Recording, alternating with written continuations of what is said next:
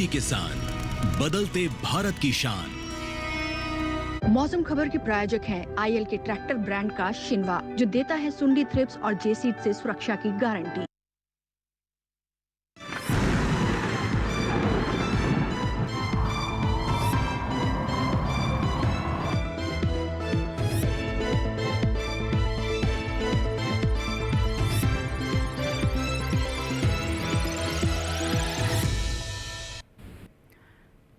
नमस्कार, मौसम खबर में आपका स्वागत है। मैं हूं अंटू सिंह।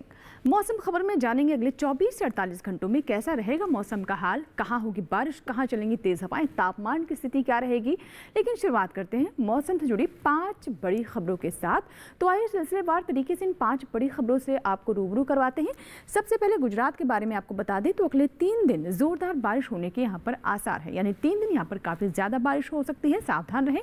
तेलंगाना की बात करें तो अगले 3 दिन यहाँ भी तेज बारिश की आशंका बनी हुई है। तीसरी जो खबर आ रही है वो है तटीय कर्नाटक से अगले 4 दिन यहाँ पर भी बारिश हो सकती है, ऐसे आसार फिलहाल बनते नजर आ रहे हैं। वहीं अगर हम विदर्भ की बात करें तो 8 सितंबर को यहाँ भी बारिश हो सकती है। 5 बड़ी खबरों में अब आपको हम बता दें कि झारखंड में 7 सितंबर को भारी बारिश का अनुमान है, यानी 7 सितंबर को सावधान रहे, काफी ज्यादा बारिश यहाँ पर हो सकती है। तो ये थी मौसम से जुड़ी 5 बड़ी खबरें। और आइए अब आपको मौसम अलर्ट के लिए लेकर चलते हैं हमारी एआई एंकर भूमि के पास। भूमि,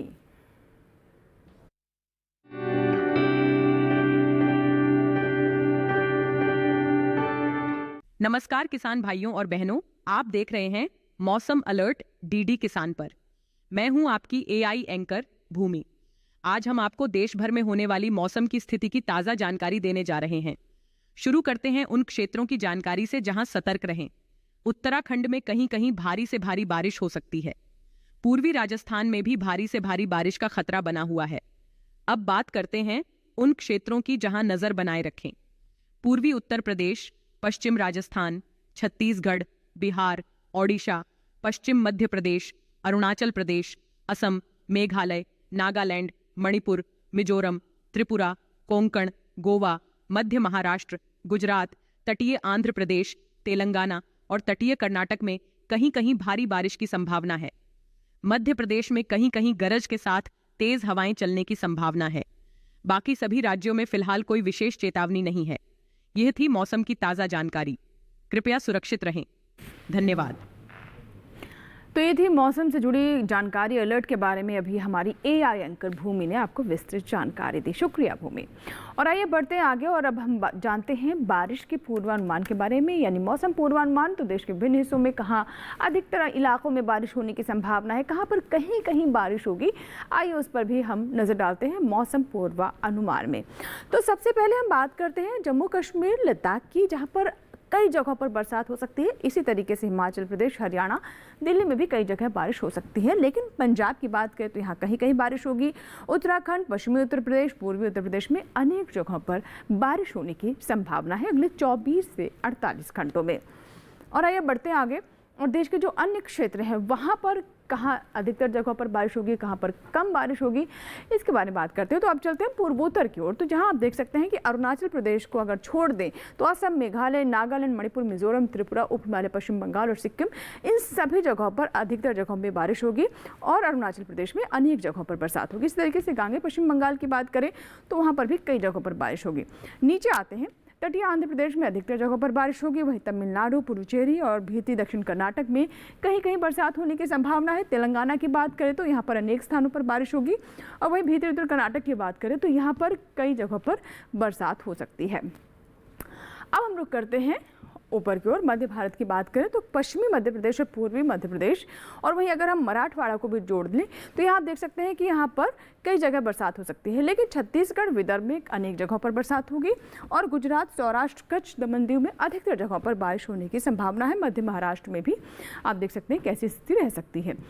अब बात करते हैं मौसम की चाल की, यानी पिछले 24 घंटों में मौसम का मिजाज कहाँ कैसा रहा, कहाँ ज़्यादा बारिश हुई, कम बारिश हुई कि नहीं हुई, इस पर नज़र डालते हैं। तो शुरुआत करते हैं जम्मू कश्मीर के साथ, जहाँ आप देख रहे हैं पिछले 24 घंटों में बारिश हुई। हिमाचल प्रदेश और साथ ही पंजाब, हरियाणा, उत्तराखंड, इन सब सभी जगहों पर कहीं कहीं बारिश पिछले 24 घंटों में दर्ज की गई। अरुणाचल प्रदेश की बात करें तो यहाँ पर कहीं कहीं बारिश हुई, लेकिन असम, मेघालय, नागालैंड, मणिपुर, मिजोरम, त्रिपुरा, उप हिमालय पश्चिम बंगाल ज़्यादातर जगहों पर यहाँ पर बारिश दर्ज की गई। आगे पश्चिम बंगाल, बिहार, झारखंड और उड़ीसा में भी पिछले 24 घंटों में बारिश दर्ज की गई है। दक्षिण की ओर रुख करते हैं तो यहाँ आप देख सकते हैं कि तटीय आंध्र प्रदेश, तेलंगाना, रायलसीमा, तमिलनाडु, केरल, भीती दक्षिण कर्नाटक और तटीय कर्नाटक, ये सभी वो दक्षिण के राज्य हैं जहाँ पर पिछले 24 घंटों में बारिश दर्ज की गई है। कहीं पर कम और कहीं पर ज़्यादातर क्षेत्रों में बारिश दर्ज की गई है। और अब बात करते हैं मध्य भारत की, तो आप देख सकते हैं पश्चिमी मध्य प्रदेश, पूर्वी मध्य प्रदेश और छत्तीसगढ़, यहाँ पर अनेक जगहों पर पिछले 24 घंटों में बारिश हुई है। मराठवाड़ा, मध्य महाराष्ट्र, गुजरात, कच्छ, सौराष्ट्र, कोंकण, गोवा, यहाँ पर भी आप देख सकते हैं कि बारिश पिछले 24 घंटों में यहाँ भी दर्ज की गई है। तो ये तो बात थी मौसम के चाल की। फिलहाल हमारे लिए यहाँ पर वक्त हो गया एक छोटी सी ब्रेक का, लेकिन ब्रेक के बाद भी मौसम खबर जारी रहेगा, कहीं मत जाइएगा।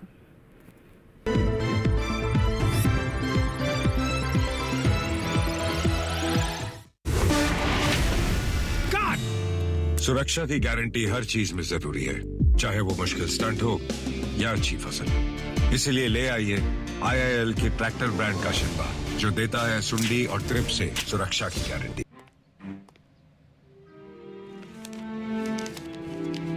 इतनी जल्दी पैसे डबल? ओ, जमा करोगे तो फिर भुगतोगे। चलो, ऐसी लुभाने वाली स्कीम में पैसे जमा करना यानी धोखे की संभावना, इसलिए पहले पूरी जांच, उसके बाद पैसे जमा, नहीं तो आपके पैसे हो जाएंगे पुर्र। RBI कहता है जानकार बनिए, सतर्क रहिए।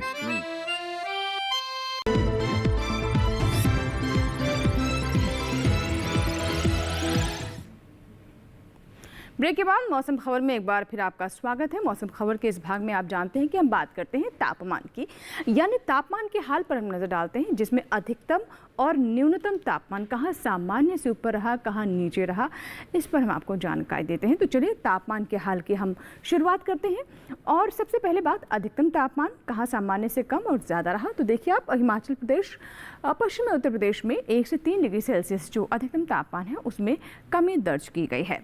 इसी तरीके से अगर हम अब बात करें यहाँ पर उत्तराखंड, हरियाणा, दिल्ली, पश्चिमी राजस्थान की, तो यहाँ पर भी तापमान में गिरावट है और ये गिरावट 5 डिग्री सेल्सियस से नीचे गई है। मतलब ये गिरावट 5 डिग्री सेल्सियस की है। अधिकतम तापमान में 5 डिग्री सेल्सियस यहाँ पर कम दर्ज किया गया है तापमान। नजर डालते हैं नागालैंड, मणिपुर, मिजोरम, त्रिपुरा पर, साथ ही उप हिमालय पश्चिम बंगाल, सिक्किम, बिहार और उड़ीसा की बात कर ले। इसके अलावा पूर्वी उत्तर प्रदेश भी आप देख रहे हैं 3 से 5 डिग्री सेल्सियस जो यहाँ पर अधिकतम तापमान है उसमें कमी दर्ज की गई है। नजर डालते हैं अब हम पूर्वी मध्य प्रदेश और छत्तीसगढ़ पर, तो यहाँ आप देख सकते हैं कि 3 से 5 डिग्री सेल्सियस जो अधिकतम तापमान है वो 3 से 5 डिग्री सेल्सियस ज़्यादा दर्ज किया गया है। दक्षिण भारत की ओर अगर हम रुक करें तो तटीय आंध्र प्रदेश में हालांकि तापमान गिरा है 5 डिग्री सेल्सियस से, जो अधिकतम तापमान है वो कम दर्ज किया गया है, नीचे दर्ज किया गया है। और इस तरीके से गुजरात की बात करें तो गुजरात में आप देख रहे हैं कि तापमान यहाँ पर 5 डिग्री सेल्सियस से कम हुआ है, यानी अधिकतम तापमान यहाँ पर 5 डिग्री सेल्सियस से नीचे दर्ज किया गया है। पारा यहाँ पर 5 डिग्री सेल्सियस तक नीचे लुढ़का है। नजर डालते हैं पश्चिमी मध्य प्रदेश, पूर्वी राजस्थान और साथ ही सौराष्ट्र, कच्छ, दमन, दीव पर, तो 1 से 3 डिग्री सेल्सियस यहाँ पर अधिकतम तापमान कम दर्ज किया गया है। और अगर हम सबसे ज़्यादा तापमान की बात करें तो देखिए तमिलनाडु के मदुरई में 39 डिग्री सेल्सियस ये तापमान यहाँ पर दर्ज किया गया है। तो ये तो बात है अधिकतम तापमान की। आइए रुक आगे करते हैं और अब बात करते हैं न्यूनतम तापमान की। तो न्यूनतम तापमान में शुरुआत करते हैं जम्मू कश्मीर, लद्दाख, पंजाब की। तो आप देख सकते हैं कि यहाँ पर जो न्यूनतम तापमान है वो 1 से 3 डिग्री सेल्सियस ज़्यादा दर्ज किया गया है, ऊपर दर्ज किया गया है। हरियाणा और दिल्ली की बात करें तो यहाँ पर न्यूनतम तापमान 1 से 3 डिग्री सेल्सियस कम दर्ज किया गया है। तापमान में यहाँ भी गिरावट ही दर्ज की गई है। इसी तरह से अगर हम असम, मेघालय, नागालैंड, मणिपुर, मिजोरम, त्रिपुरा, उप हिमालय पश्चिम बंगाल, सिक्किम, गांगे पश्चिम बंगाल, उड़ीसा और पूर्वी उत्तर प्रदेश की बात करें तो आप देख सकते हैं इन सभी राज्यों में 1 से 3 डिग्री सेल्सियस जो न्यूनतम तापमान है वो ज़्यादा दर्ज किया गया है, ऊपर दर्ज किया गया है। अब बात करते हैं तटीय आंध्र प्रदेश और तेलंगाना की। तो यहाँ भी तापमान में 1 से 3 डिग्री सेल्सियस की कमी दर्ज की गई है, यानी न्यूनतम तापमान 1 से 3 डिग्री सेल्सियस यहाँ पर कम दर्ज किया गया है। दक्षिण भारत में केरल, तमिलनाडु, पुडुचेरी यहाँ पर 1 से 3 डिग्री सेल्सियस न्यूनतम तापमान 1 से 3 डिग्री सेल्सियस ज़्यादा दर्ज किया गया है। अब आपको जानकारी देते हैं मध्य महाराष्ट्र, मराठवाड़ा, पश्चिमी मध्य प्रदेश और साथ ही सौराष्ट्र और कच्छ साथ ही दमन दीव के बारे में बता दें आपको, तो यहाँ आप देख सकते हैं कि जो न्यूनतम तापमान है वो 1 से 3 डिग्री सेल्सियस ज़्यादा दर्ज किया गया है। मध्य भारत में अगर हम रुक करें तो पूर्वी मध्य प्रदेश में जो अधिकतम तापमान के बाद न्यूनतम तापमान के बारे में आपको जानकारी दे रहे हैं, ये 3 से 5 डिग्री सेल्सियस ज़्यादा दर्ज किया गया है। और सबसे कम तापमान की बात करें तो आप देख सकते हैं वलसाड़ में यहाँ पर 19 डिग्री सेल्सियस सबसे कम तापमान दर्ज किया गया है। तो ये तो बात हुई अधिकतम और न्यूनतम तापमान कहाँ सामान्य से ज़्यादा, कहाँ नीचे गया, और इसके अलावा देश के वो कौन कौन से राज्य जो इस तापमान की श्रेणी में आए हैं। फिलहाल बढ़ते आगे और देश के अन्य राज्यों पर भी हम नजर डालते हैं, वहाँ की स्थिति क्या रही।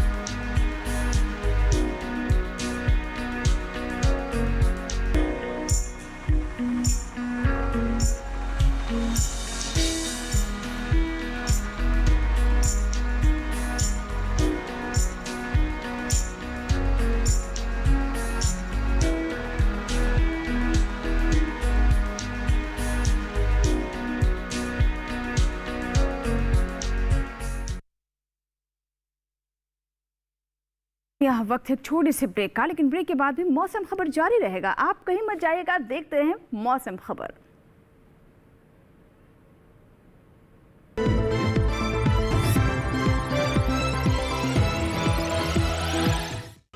छोटे किसानों की शक्ति, कोऑपरेटिव की शक्ति और भारतीय नस्ले पशुओं की शक्ति मिलकर एक अलग ही ताकत रखती है।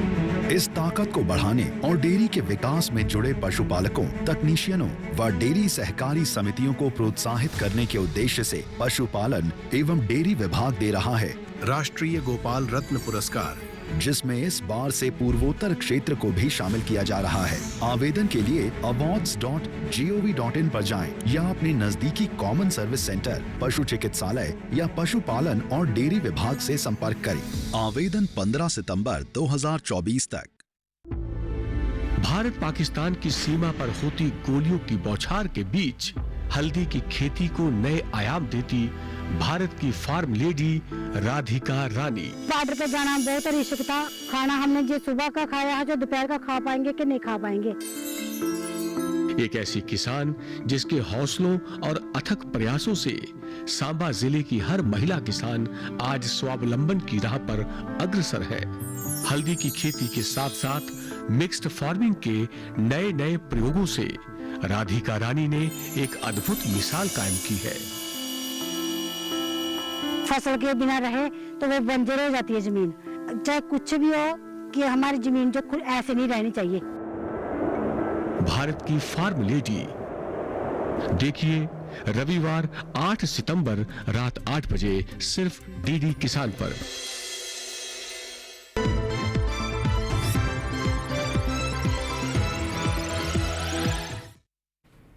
ब्रेक के बाद एक बार फिर आपका स्वागत है। आप देख रहे हैं मौसम खबर, और मौसम खबर के इस भाग में जैसा कि आप सभी जानते हैं हम बात करते हैं एयर क्वालिटी इंडेक्स की, यानी वायु गुणवत्ता देश के जो प्रमुख बड़े शहर हैं वहाँ कैसी दर्ज की गई। तो आइए इसके लिए एक बार फिर से चलते हैं हमारी एआई एंकर भूमि के पास। भूमि,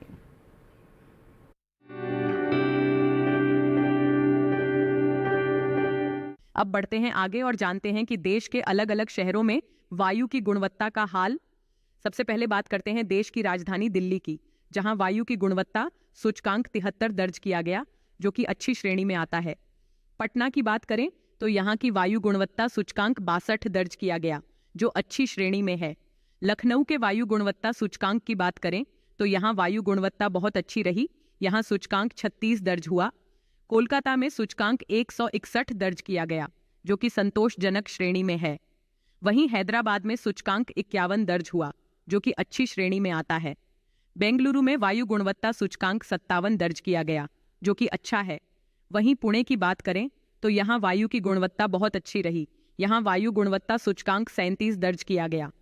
मुंबई की बात करें तो यहाँ भी वायु की गुणवत्ता बहुत अच्छी रही। यहाँ सूचकांक 40 दर्ज हुआ। वहीं अहमदाबाद में भी वायु की गुणवत्ता अच्छी रही। यहाँ सूचकांक 62 दर्ज किया गया। कृपया अपनी सेहत का ध्यान रखें। हम फिर मिलेंगे, तब तक के लिए नमस्कार। बहुत बहुत शुक्रिया भूमि, एयर क्वालिटी इंडेक्स हमारे दर्शकों को समझाने के लिए। फिलहाल अब बढ़ते आगे और अब बात करते हैं पर्यटक स्थलों के मौसम पूर्वानुमान की, जिसमें हम आपको बताते हैं देश के लोकप्रिय पर्यटक स्थलों के बारे में। अगले 4 दिनों में यहाँ पर मौसम का हाल यानी मौसम का मिजाज कैसा रहने वाला है, कहाँ बारिश होगी, नहीं होगी, धूप खिलेगी या बादल छाए रहेंगे। तो आइए सबसे पहले हम बात करते हैं लद्दाख के लेह की। तो जहाँ आप देख पा रहे हैं कि शुक्रवार को यहाँ पर धूप भी खिलेगी, बादल भी छाए रहेंगे, यानी हो सकता है थोड़ी बहुत बारिश हो, लेकिन मूसलाधार बारिश होने की या ज़्यादा बारिश होने की संभावना नहीं है। शनिवार को आप देख सकते हैं काफ़ी चटक धूप रहेगी। तापमान यहाँ पर 26 डिग्री बढ़ जाएगा, मतलब हो जाएगा, जहाँ 24 है शुक्रवार को और शनिवार को ये 26 डिग्री सेल्सियस हो जाएगा। रविवार को एक बार फिर से बादल छा सकते हैं और हो सकता है कि बीच बीच में धूप भी खिलती रहे। अब बात करते हैं हिमाचल प्रदेश के मनाली की। तो आप देख सकते हैं हिमाचल प्रदेश में काफ़ी ज़्यादा बारिश हो रही है और अगले 4 दिनों में भी यहाँ पर बारिश होने की संभावना है। इसीलिए बारिश को लेकर पहाड़ी क्षेत्रों में जब भी जाए सावधान रहें, पूरी योजना के साथ जाए और ज़्यादा बारिश के वक्त बाहर ना निकले तो ही बेहतर है। अधिकतम तापमान पहले 3 दिन 25 डिग्री सेल्सियस, सोमवार को यहाँ पर 1 डिग्री सेल्सियस से तापमान ऊपर हो सकता है।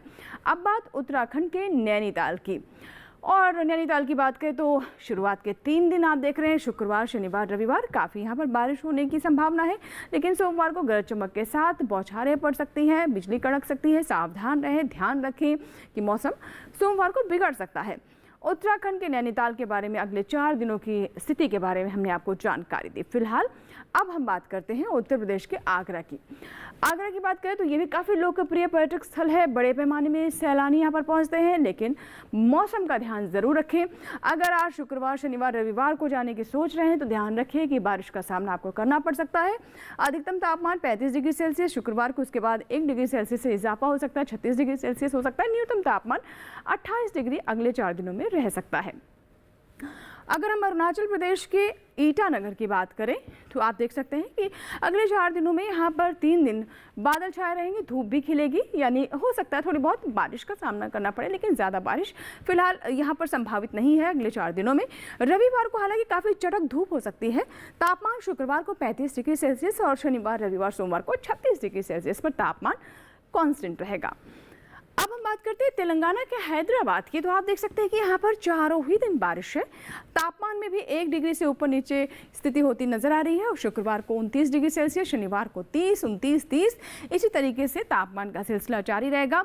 न्यूनतम तापमान आप देखें तो ये 22 से 23 डिग्री सेल्सियस के पीछे रहेगा। ये तापमान में बहुत ज़्यादा उतार चढ़ाव फिलहाल अगले 4 दिनों में यहाँ पर देखने को नहीं मिल रहा, लेकिन इस बात को ज़रूर ध्यान रखें कि बारिश चारों ही दिन यहाँ पर होगी।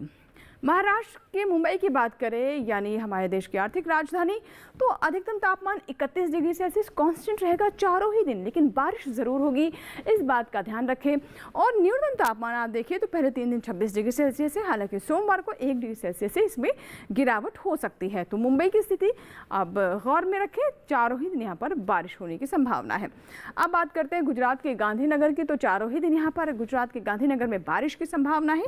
तापमान 3 दिन यहाँ पर 30 डिग्री सेल्सियस रहेगा, हालांकि शनिवार को 2 डिग्री सेल्सियस से तापमान में गिरावट है। न्यूनतम तापमान 24 डिग्री सेल्सियस यहाँ पर दर्ज किया जाएगा गुजरात के गांधीनगर में। तो देश के विभिन्न जो पर्यटक स्थल हैं वहाँ के 4 दिनों का हाल हम आपको बता रहे हैं, मौसम कैसा रह सकता है।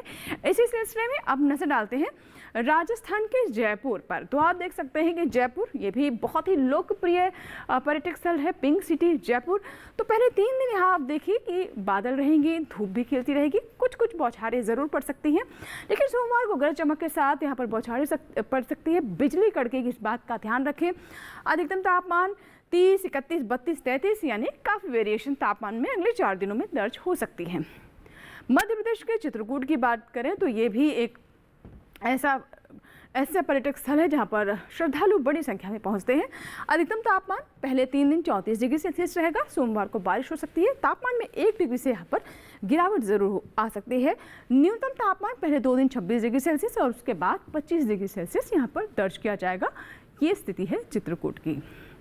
तो पर्यटक स्थलों के मौसम पूर्वानुमान के बारे में अभी हमने आपको जानकारी दी और आइए अब चलते हैं हमारे AI एंकर सहयोगी कृष के पास और उनसे जानते हैं खेती किसानी में आज आप किसानों के लिए क्या जानकारी लेकर आए हैं।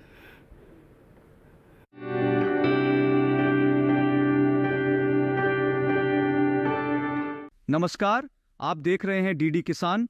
मैं हूं AI कृष और आज हम पश्चिम बंगाल, ओडिशा, छत्तीसगढ़, आंध्र प्रदेश, कर्नाटक और तमिलनाडु में होने वाली खेती किसानी से संबंधित सलाहों के बारे में पूरी जानकारी देंगे।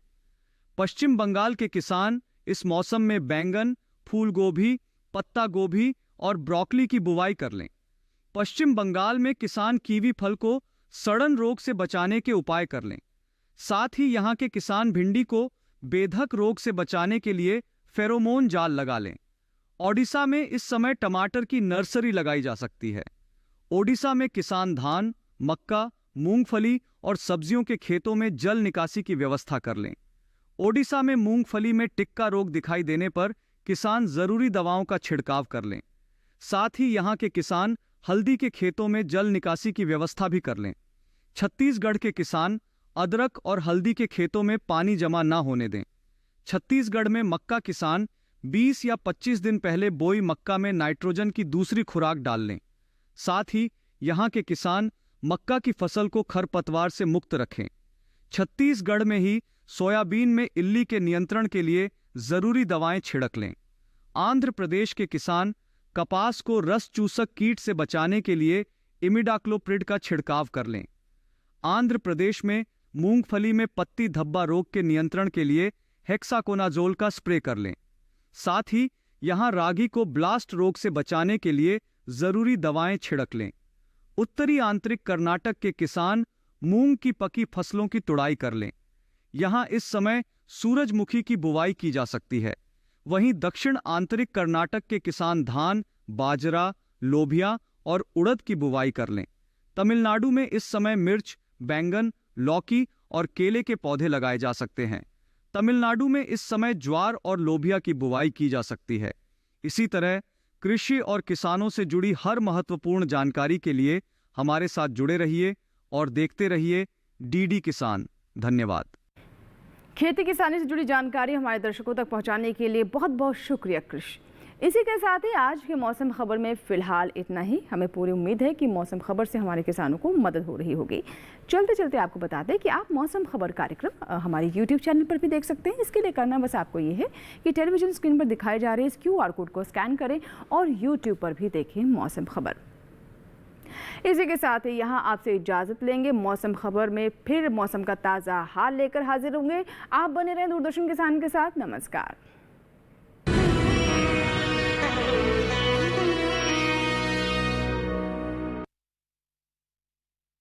IPL बायोलॉजिकल्स फसल को कीड़ों, रोग, दीमक सबसे बचाएगा और साथ ही साथ ये मिट्टी और फसल के स्वास्थ्य का ध्यान भी रखेगा। मतलब T20 और टेस्ट मैच दोनों में जीत। बिल्कुल, IPL बायोलॉजिकल्स यूज करें अपने आज और अपनों के कल के लिए। मौसम खबर के प्रायोजक थे IL के ट्रैक्टर ब्रांड का शिनवा, जो देता है सुंडी थ्रिप्स और जेसीड से सुरक्षा की गारंटी। नमस्कार किसान भाइयों और बहनों, आप देख रहे हैं मंडी खबर। मैं हूं आपकी AI एंकर भूमि। आज हम आपके लिए लाए हैं देश भर की मंडियों से ताजा तरीन भाव। अब बात करते हैं बाजरे के भाव की। गुजरात की दाहोद मंडी में बाजरे का भाव 2320 रुपए प्रति क्विंटल रहा। कर्नाटक की कुस्तगी मंडी में बाजरा 2520 रुपए प्रति क्विंटल पर बिका।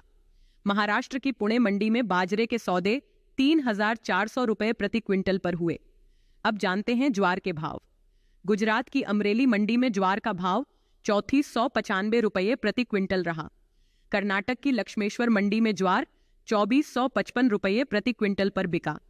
महाराष्ट्र की अमरावती मंडी में ज्वार के सौदे 2125 रुपये प्रति क्विंटल पर हुए। अब बात करते हैं धान के भाव की। गुजरात की दाहोद मंडी में धान का भाव 1750 रुपये प्रति क्विंटल रहा। राजस्थान की कोटा मंडी में धान 2800 रुपये प्रति क्विंटल पर बिकी। उत्तर प्रदेश की हरदोई मंडी में धान के सौदे 2180 रुपये प्रति क्विंटल पर हुए। सभी भाव आवक और गुणवत्ता के अनुसार हैं। तो यह था आज का मंडी भाव। आप देखते रहिए डीडी किसान। धन्यवाद।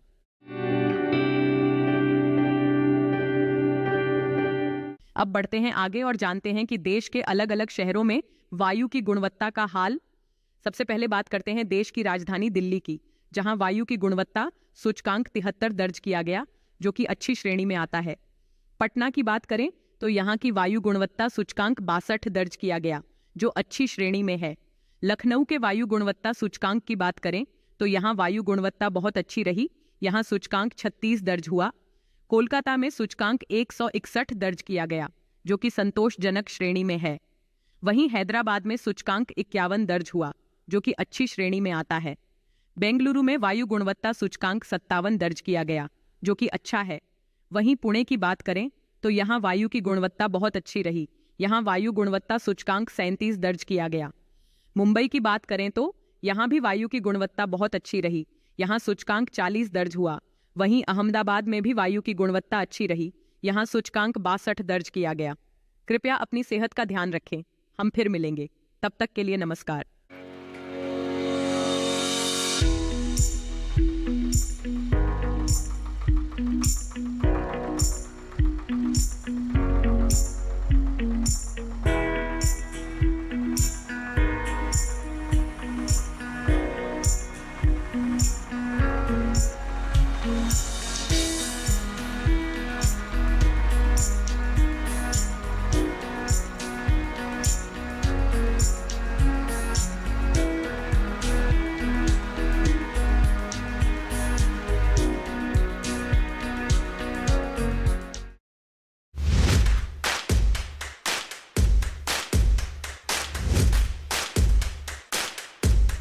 नमस्कार, बहुत स्वागत। मैं हूँ आपके साथ राधिका चौधरी। महा चौपाल चर्चा असम से हो रही है, बनारस पहुँच गई है, हरियाणा हमारी टीम पहुँच चुकी है, महाराष्ट्र में पहुँच गए हैं। आज की चौपाल चर्चा शिवमोगा गांव से।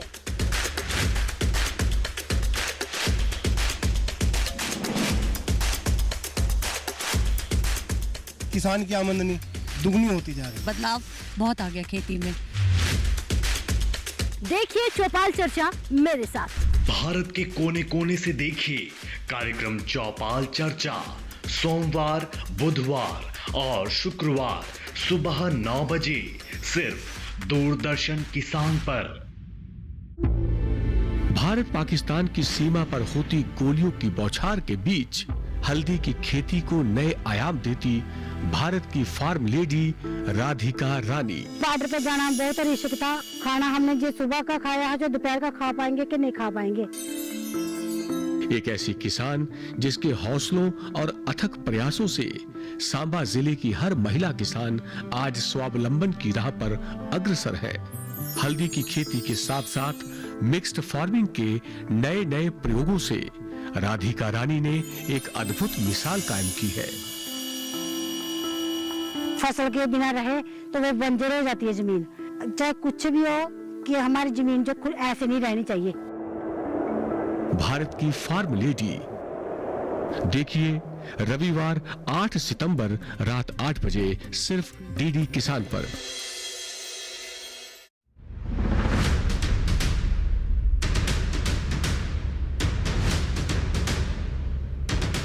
नमस्कार, किसान प्रश्न मंच में आप सभी का स्वागत है। आज उत्तर प्रदेश के वाराणसी हम पहुंचे हैं और आज कल्लीपुर कृषि विज्ञान केंद्र में हम किसानों से चर्चा करेंगे और समझेंगे उन्हें कितनी जानकारी है। मृदा या मिट्टी नमूना लेने की विधि क्या होती है वो आपको बतानी। मिट्टी को 4 और 6 इंच के भी शेप में हम लेते हैं और चारों पांचों कोने से लेंगे। आदर्श पोषण वाटिका जैसे किसान भाई अपने छोटे से प्लाट में लगा सकते हैं। खरीफ मौसम में जैसे हम लोग मई और जून के महीने में जो खरीफ फसल से पहले आपको मिट्टी का नमूना लेना है और रबी में लेते हैं तो गेहूं की बुआई से पहले। वही वो वाटिका जहां पे आप सब्जियों को पूरे साल के लिए अपने घर के सदस्यों के लिए अवेलेबल करवा रहे हैं, वही पोषण वाटिका है। देखिए किसान प्रश्न मंच सीजन 2 हर रविवार शाम 8:30 बजे सिर्फ दूरदर्शन किसान पर।